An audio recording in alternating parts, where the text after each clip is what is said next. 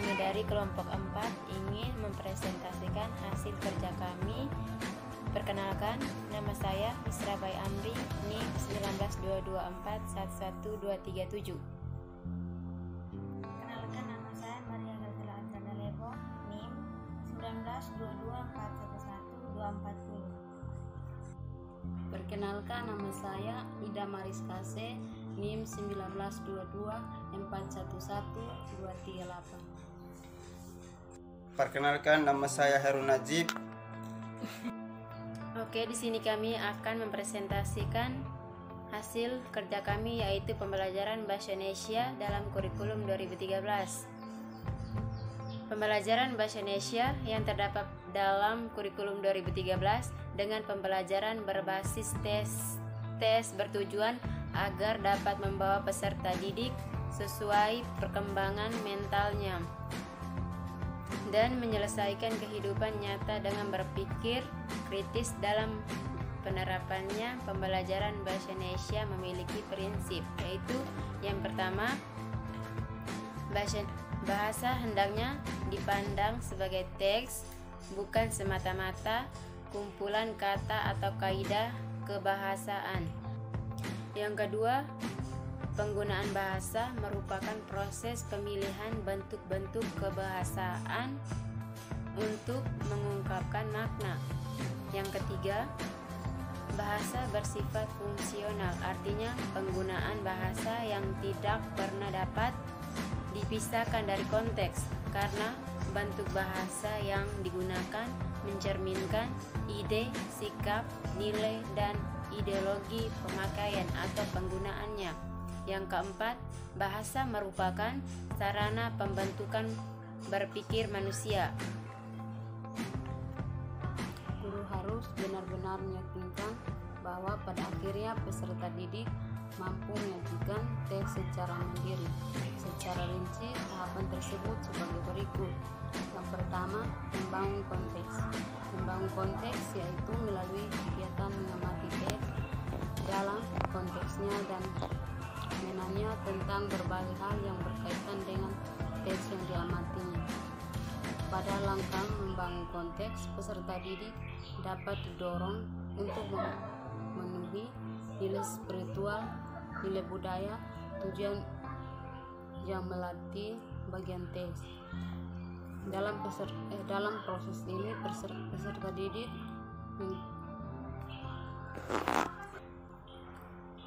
didik mengeksplorasi kandungan teks serta nilai-nilai yang tersirat di dalamnya. Yang kedua, membentuk model. Pemodelan yaitu melalui kegiatan mencoba dan menalar, merumuskan model struktur, fonologi, gramatikal, leksikal, dan makna teks dibacanya. Dalam langkah ini, peserta didik didorong untuk meningkatkan rasa ingin tahu dengan memperhatikan yang pertama, simbol, bunyi, tata bahasa, dan makna.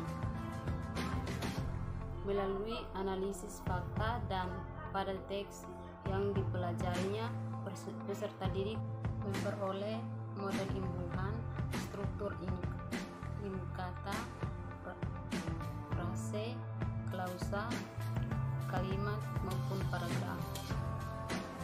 Yang ketiga, membangun teks bersama-sama.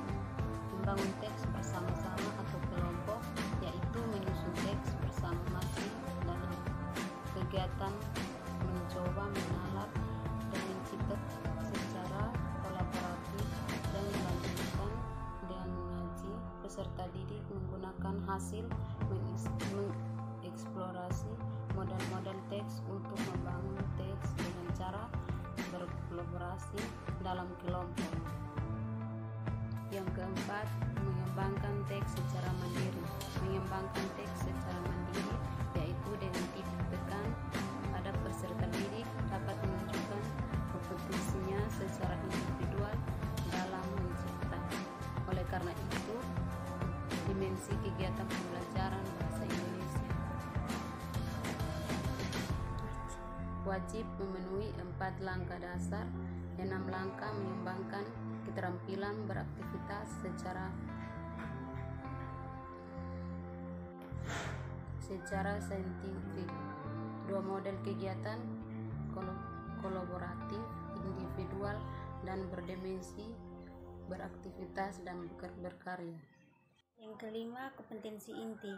Kompetensi inti sekolah dasar SDM atau MI merupakan tingkat kemampuan untuk mencapai standar kompetensi lulusan SKL yang harus dimiliki seorang peserta didik SDM atau MI pada setiap tingkat kelas. Kompetensi inti dirancang untuk setiap kelas atau usia tertentu. Kompetensi inti sinkronisasi